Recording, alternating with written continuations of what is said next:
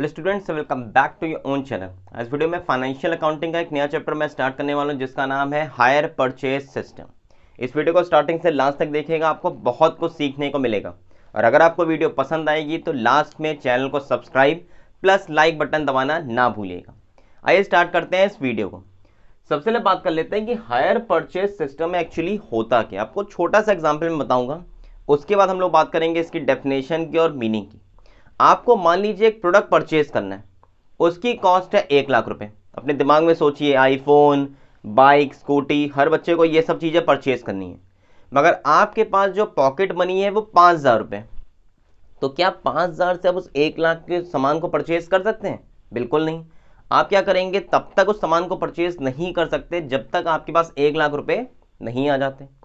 Present time में जितनी भी कंपनीज हैं, अमेजॉन ले लीजिए, फ्लिपकार्ट ले लीजिए, या और इंडिविजुअल कंपनीज भी कस्टमर्स को ये ऑफर देती है कि भैया आप सामान परचेज कर लीजिए और उसका जो पेमेंट है उसका कुछ पार्ट अभी दे दीजिए और बाकी पेमेंट ईएमआई पे या इंस्टॉलमेंट्स पे या धीरे धीरे पार्ट्स में आप पे कर सकते हैं। तो ये जो पूरा प्रोसीजर होता है इसी को हम लोग बोलते हैं हायर परचेज सिस्टम। तो हायर परचेज सिस्टम में देखिए होता क्या है, it is a agreement, hire purchase agreement among two parties, एक कस्टमर और एक सेलर है। तो सेलर क्या करता है, क्रेडिट पे सामान कस्टमर को सेल आउट करता है, उसमें से कुछ पार्ट वो ऑन द स्पॉट ले लेगा और बाकी जो भी अमाउंट है वो धीरे धीरे इंस्टॉलमेंट्स में रिसीव करेगा। ये जो इंस्टॉलमेंट्स होती है इसी को हम लोग बोलते हैं हायर। हायर का मीन्स होता है कि आपने सामान क्रेडिट पे परचेज किया है और उसका पेमेंट आप धीरे धीरे इंस्टॉलमेंट्स में पे कर रहे हैं। यहाँ पे एक चीज़ रखिएगा कि पूरा पेमेंट कभी भी कैश में नहीं होगा। अगर कस्टमर ने पूरा पेमेंट कैश में कर दिया है तो वहाँ पे कोई एग्रीमेंट की रिक्वायरमेंट ही नहीं होगी और फिर जो आप ये हायर परचेज सिस्टम चैप्टर पढ़ लें इसकी भी वहाँ पे कोई एग्जिस्टेंस नहीं होगी। तो ये चैप्टर तभी एग्जिस्ट करेगा, ये एग्रीमेंट तभी एग्जिस्ट करेगा जब कस्टमर ने सामान क्रेडिट पे परचेज किया है और उसका पेमेंट वो इंस्टॉलमेंट्स में कर रहा है। अब यहाँ देखिए मेन चीज़ क्या होती है कि जो कस्टमर सामान परचेज कर रहा है, जैसे आपने कोई भी फ़ोन परचेज किया, ईएमआई पे परचेज किया या इंस्टॉलमेंट्स पे परचेज किया, तो उसकी ओनरशिप भी तो आपके पास आती है। जैसे ही मैं कोई सामान खरीदता हूँ तो उसकी ओनरशिप भी तो मेरे पास आ जाती है। मगर हायर परचेज सिस्टम में देखिए ऐसा नहीं होता है। यहाँ पे ओनर कौन रहता है, जो शॉपकीपर है, जो सेलर है, वो तब तक ओनर रहेगा जब तक आप उसका पूरा अमाउंट पे नहीं कर देते। जैसे आपने 1 लाख का सामान परचेज किया है, आपने 5,000 ऑन द स्पॉट दिया, 95,000 की आप इंस्टॉलमेंट दे रहे हैं, तो आपकी जब ये पूरी 95,000 की इंस्टॉलमेंट्स खत्म हो जाएगी तब आप उस प्रोडक्ट के क्या कहलाएंगे, ओनर। ये ज़्यादातर देखिए क्या होता है, गाँव में होता है। जैसे किसी फार्मर ने कोई ट्रैक्टर परचेज किया है तो जो सेलर है उसे ये पता है कि भैया ये सामान का पेमेंट हो सकता है पूरा ना करे, तो यहाँ पे जो एग्रीमेंट उन दोनों के बीच में होता है वो हायर परचेज सिस्टम होता है। बात कर लेते हैं इसके कुछ कंटेंट के बारे में। इसको बिल्कुल ध्यान से सुनिएगा, समझिएगा। आपको एक छोटे से एग्जाम्पल के थ्रू मैं इन सब चीज़ों के बारे में बताऊंगा, क्योंकि जो आप न्यूमेरिकल क्वेश्चंस करेंगे उसमें भी आपको सबसे पहले इन सब को ही फाइंड आउट करना होगा। सबसे पहले देखिए हायर का मैंने आपको मतलब बता दिया। हायर का मीन्स क्या होता है, अमाउंट और installments which the customer paid to seller. अब वो मंथली हो सकता है, 3-3 महीने के पार्ट्स में हो सकता है, 6-6 महीने के पार्ट में हो सकता है, या साल भर में हो सकता है कि साल भर के आप एक इंस्टॉलमेंट्स पे कर रहे हैं।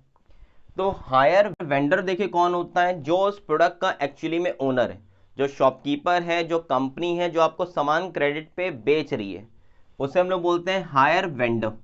इसको ओनर भी बोलते हैं। तो मान लीजिए आपने ओनर से प्रोडक्ट को परचेज किया, आप जो सामान खरीद रहे हैं, जो आप कस्टमर हैं, वो कौन कहलाएगा, हायर परचेजर। और इसका एक नाम और होता है हायर। तो जो कस्टमर है, जैसे हम लोग सामान क्रेडिट पे परचेज कर रहे हैं तो मैं वहां पे क्या हूं, हायर परचेजर। आप वहां पे क्या है, जो शॉपकीपर सामान सेल आउट कर रहे हैं, हायर वेंडर। अभी जब आप न्यूमेरिकल क्वेश्चंस करेंगे तो उसमें लिखा होता है कि आपको हायर वेंडर की बुक्स में एंट्रीज करनी है या लेजर बनाने हैं, या हायर परचेजर की बुक में एंट्रीज करनी या लेजर बनाने हैं। तो याद रखिएगा हायर वेंडर का मतलब क्या है कि आप सेलर के पॉइंट ऑफ व्यू से करेंगे। हायर परचेजर मतलब क्या है, कस्टमर के पॉइंट ऑफ व्यू से आप एंट्रीज या लेजर्स बनाएंगे। अब बात होती है कैश प्राइस क्या है। अब इसको बिल्कुल ध्यान से सुनिएगा। आपने 1 लाख का प्रोडक्ट परचेज किया तो जो 1 लाख है वो कहलाएगी उसकी कैश प्राइस। कैश प्राइस देखिए वो प्राइस होती है जिसमें एक्चुअली में आप प्रोडक्ट को खरीद रहे हैं। तो मान लीजिए मैंने एक बाइक खरीदी 1 लाख की, वो 1 लाख उसका क्या है, कैश प्राइस। अब इसमें से मैं उसे कुछ पेमेंट ऑन द स्पॉट कर दूंगा, उसे हम लोग बोलते हैं कैश डाउन पेमेंट। कि जब आपने सामान खरीदा उसी टाइम पे आप जो पेमेंट करेंगे वो कैश डाउन पेमेंट होता है। इसमें से मैंने 20,000 पेमेंट ऑन द स्पॉट उस शॉपकीपर को कर दिया, तो ये 20,000 क्या हो जाएगा, कैश डाउन पेमेंट। अब आप खुद सोचिए, 1 लाख का प्रोडक्ट है, 20,000 आपने ऑन द स्पॉट दे दिया, बचा हुआ पैसा आप किस में देंगे, इंस्टॉलमेंट्स में। बचा हुआ पैसा कितना होगा, 80,000 रुपये। अब आपने अगर 1 लाख रुपये शॉपकीपर को ऑन द स्पॉट दे दिया होता तो वो क्या करता, उससे एक नया प्रोडक्ट खरीदता, फिर उसे बेचता, फिर नया प्रोडक्ट खरीदता, फिर उसे बेचता, तो उसे प्रॉफिट होता। अब एट प्रेजेंट में उसे क्या करना होगा, 80,000 के लिए आपके लिए उसे वेट करना होगा। 1 साल हो सकता है, 2 साल हो सकता है, 3 साल हो सकता है, जितने साल की आपकी इंस्टॉलमेंट बनी है तब तक शॉपकीपर आपके लिए क्या करेगा, वेट करेगा। क्योंकि जब तक उसके पास ये पूरे पैसे नहीं आ जाते वो फिर से बिजनेस में इन्वेस्ट नहीं करेगा। तो ये जो लॉस उसे होगा टाइम ड्यूरेशन का, इस लॉस को रिकवर करने के लिए वो आपसे एक एक्स्ट्रा चीज लेगा, उससे हम लोग बोलते हैं इंटरेस्ट। और वो इंटरेस्ट आपकी इंस्टॉलमेंट में हमेशा क्या होती है, इंक्लूड होती है। इंस्टॉलमेंट का मतलब होता है एक तो उस जो आपकी कैश है और उसमें आप क्या ऐड कर देंगे, इंटरेस्ट। तो एक्चुअली में आपको पेमेंट अब उसे करना कितना है, 80,000, और इस 80,000 में वो आपसे इंटरेस्ट एक्स्ट्रा चार्ज करेगा। हम लोग भी देखिए, जब बाइक परचेज करते हैं, कोई भी सामान ईएमआई पे या क्रेडिट पे खरीदते हैं, तो जो भी कंपनी है वो ऐसे ही आपको प्रोडक्ट नहीं दे देगी कि 1 लाख का प्रोडक्ट है, 20,000 आप अभी दे रहे हैं, वो कहेगी ठीक है सर सामान आप ले जाइए, आराम से जब मन करे धीरे धीरे देते रहिएगा। तो वो 80,000 का जो सामान आपको क्रेडिट पे दे रही है उसमें आपसे एक्स्ट्रा अमाउंट चार्ज करेगी, उससे हम लोग बोलते हैं इंटरेस्ट। तो 80,000 आपका जो रिमेनिंग अमाउंट है, उसी रिमेनिंग अमाउंट पे इंटरेस्ट चार्ज होता है। 1 लाख में से जब 20,000 आपने ऑन द स्पॉट दे दिया है तो इंटरेस्ट हमेशा रिमेनिंग अमाउंट पे चार्ज होगा। मान लीजिए जो इंटरेस्ट है वो 10,000 रुपये, तो अब आपका जो टोटल अमाउंट आप पे करेंगे वो 90,000 है, और 90,000 जितने पार्ट्स में आप देंगे वो कहलाती है इंस्टॉलमेंट। मान लीजिए आप 3 पार्ट्स में दे रहे हैं तो 30,000 की 3 इंस्टॉलमेंट हो जाएगी। आप अगर 10 पार्ट्स में दे रहे हैं तो 9,000 की 10 इंस्टॉलमेंट। बस इंस्टॉलमेंट में देखिए क्या होता है, एक कैश का पार्ट होता है और एक इंटरेस्ट का पार्ट होता है। कैश मतलब क्या है कि इसमें 80,000 भी है और इसमें इंटरेस्ट भी आपका क्या होगा, इंक्लूड होगा। तो इंस्टॉलमेंट का मतलब होता है कैश प्लस इंटरेस्ट, और जो आप उससे पूरा अमाउंट फाइनली पे करेंगे वो हायर परचेज प्राइस कहलाता है। कि आपने सामान तो 1 लाख का लिया था, 20,000 ऑन द स्पॉट दिए और 90,000 आप उसे बाद में दे रहे हैं, तो आप उसे टोटल पेमेंट कितना कर रहे हैं, 20,000 प्लस 90,000, टोटल कितना हो जाएगा, 1,10,000। कभी हो जाता है कि आप उसे पेमेंट नहीं कर रहे हैं, आपने 1-2 महीने की इंस्टॉलमेंट्स नहीं पे की, तो वो आपसे कुछ एक्स्ट्रा अमाउंट भी चार्ज करेगा, तो वो भी इसमें क्या होता है, ऐड हो जाता है। तो जो कस्टमर पूरा अमाउंट जब तक प्रोडक्ट उसके पास है वो फाइनली पे नहीं कर देता, चाहे कोई पेनल्टी हो, कोई फाइन हो, इंटरेस्ट हो, कैश प्राइस हो, सब कुछ इंक्लूड जब आप कर लेंगे वो हायर परचेज प्राइस कहलाता है। यहाँ पे मान लेते हैं आप उसे सिर्फ पेमेंट कैश डाउन कर रहे हैं और इंस्टॉलमेंट्स का कर रहे हैं, तो टोटल अमाउंट कितना आप पे कर रहे हैं, 1,10,000। तो ये याद रखिएगा, ये कुछ कंटेंट है जो आपको न्यूमेरिकल क्वेश्चंस में बहुत ज़्यादा हेल्प करने वाले हैं।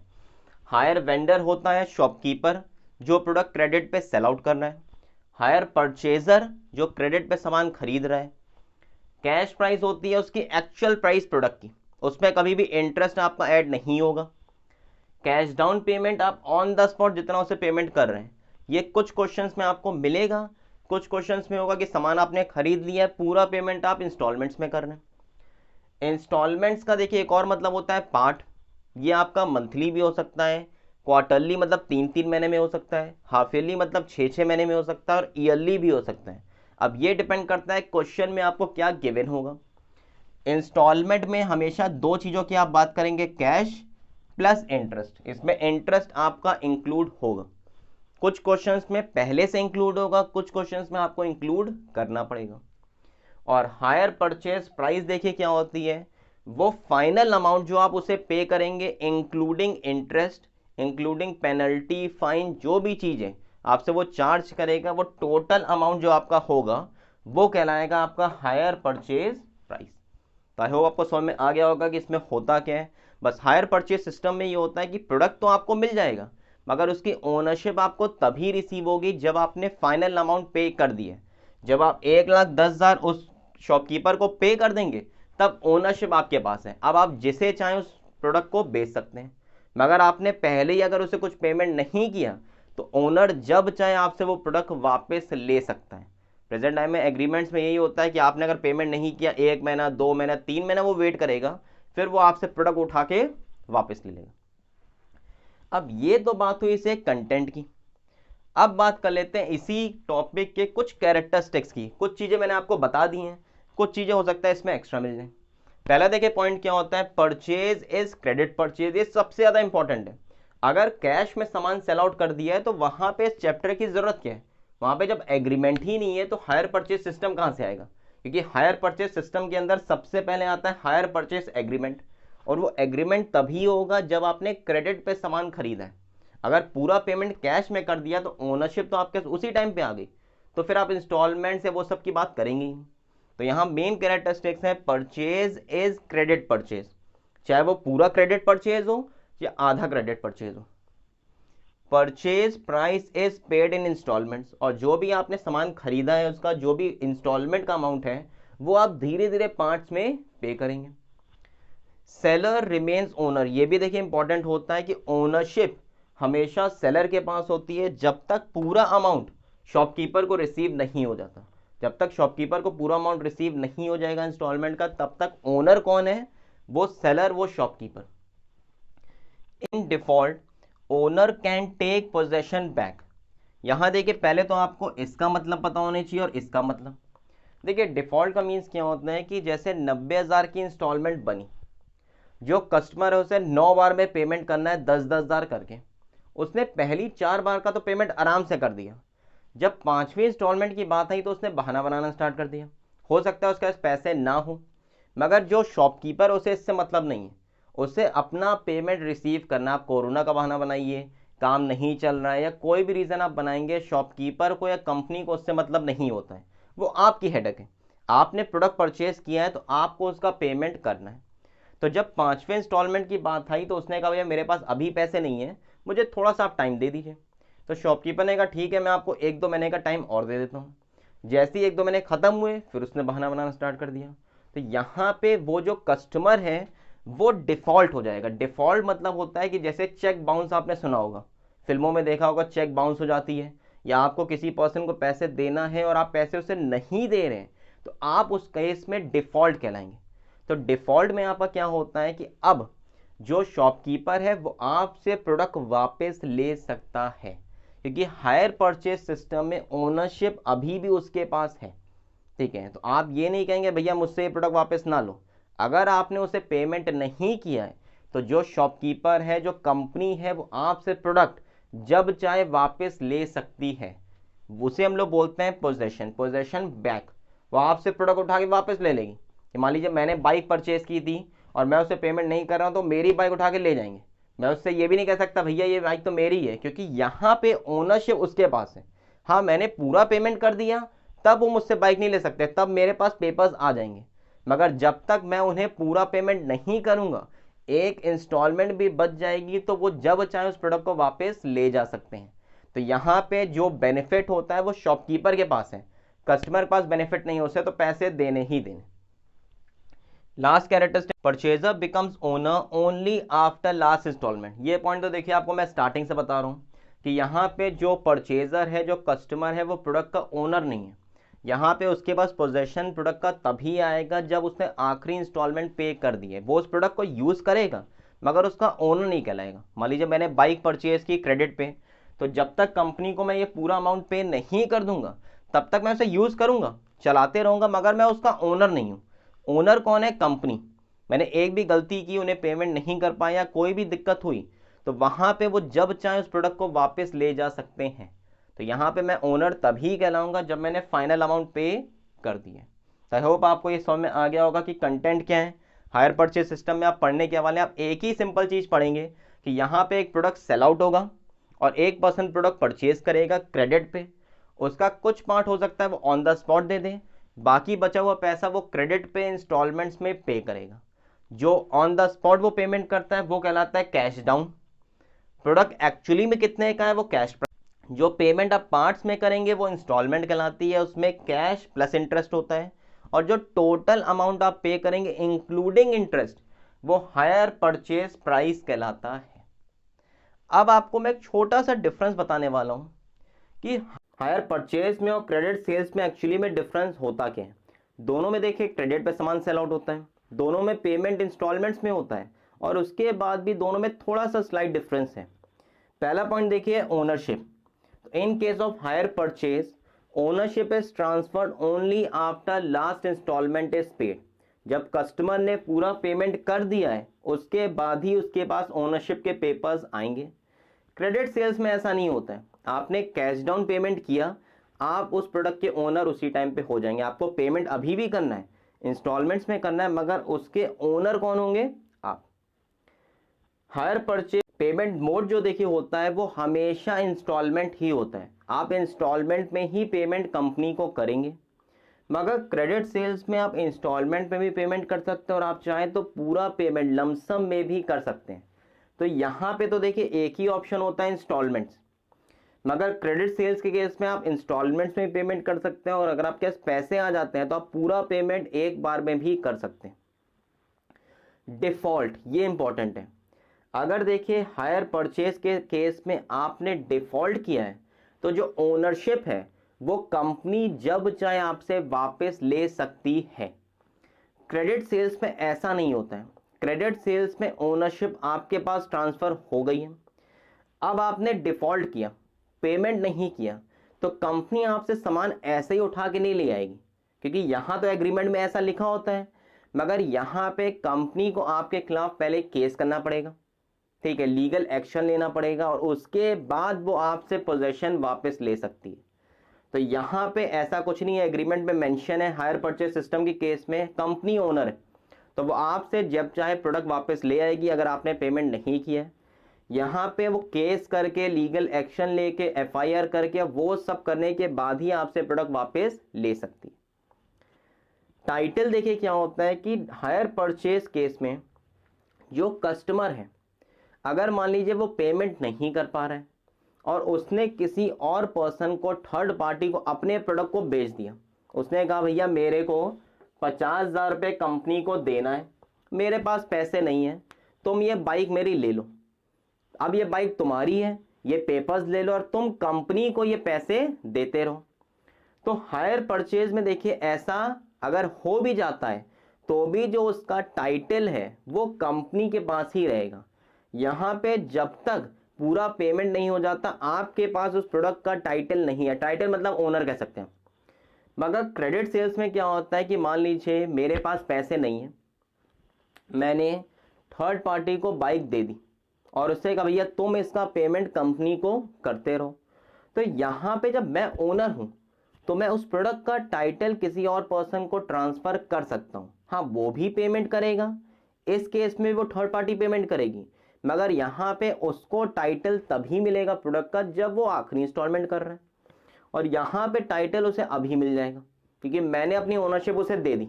अब वो 50,000 जो बचे हुए हैं वो कंपनी को पे करता रहेगा। तो ये मेन डिफरेंस होता है हायर परचेज के अंदर अगर एग्रीमेंट हो रहा है या क्रेडिट सेल्स के अंदर एग्रीमेंट हो रहा है। क्रेडिट सेल्स अगर मैं आपको वैसे बताऊं तो ये अर्बन एरियाज में होता है। अगर आपने बाइक, स्कूटी, कार, घर ये सब अगर खरीदा है तो आप क्रेडिट सेल्स में एग्रीमेंट कराते हैं, ज़्यादातर इसी में होता है। हायर परचेज में देखिए क्या होता है, गांव में अगर आपने ट्रैक्टर खरीदा है तो उसे पता है भैया कि आप उसका पेमेंट नहीं कर पाएंगे, हो सकता है कहीं प्रॉब्लम हो जाएगी, तो एग्रीमेंट वो ज़्यादातर हायर परचेज में कराते हैं। जहाँ पे रिस्क ज़्यादा है वहाँ हायर परचेज में एग्रीमेंट होता है, जहाँ पे रिस्क की चांसेस कम है कि हाँ भैया इस पर्सन ने पेपर्स लगा दिए हैं, इसके पास इतनी रेगुलर इनकम आ रही है और ये मुझे पेमेंट करता रहेगा, तो वो कंपनी किस में एग्रीमेंट कराएगी? क्रेडिट सेल्स के अंदर। तो ये आपका देखिए पूरे चैप्टर का बेसिक है। जिसमें आपको कंटेंट सबसे ज़्यादा इंपॉर्टेंट है, पता होना चाहिए, कैरेक्टरिस्टिक्स भी मैंने आपको बता दिया और ये डिफरेंस भी। अब मैं आपको नेक्स्ट टर्म से जब क्वेश्चंस कराऊंगा तो प्लीज़ इस वीडियो को एक बार फिर से देख लीजिएगा और खासकर इनका मतलब बस आपको आना चाहिए, क्योंकि यहाँ आपका कोई थ्योरी सब्जेक्ट नहीं है, तो न्यूमेरिकल्स हैं, तो मैंने आपको बेसिक बता दिया ताकि आपके दिमाग में क्लियर हो जाए कि इस पूरे चैप्टर में आप पढ़ने के वाले। इंपॉर्टेंट चैप्टर है, ईजी भी है अगर आपको इन सब का मतलब पता है।